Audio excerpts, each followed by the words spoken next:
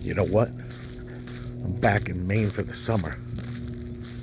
Florida's getting too hot. And when you're in Maine, this is what you get to look forward to. Look at that pretty lake. Beautiful. Look at the sun. Look at that. That's a Canadian goose.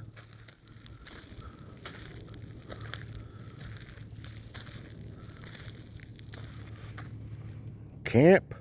My camp will be open very soon. I'll show you. I got me a new camper this year.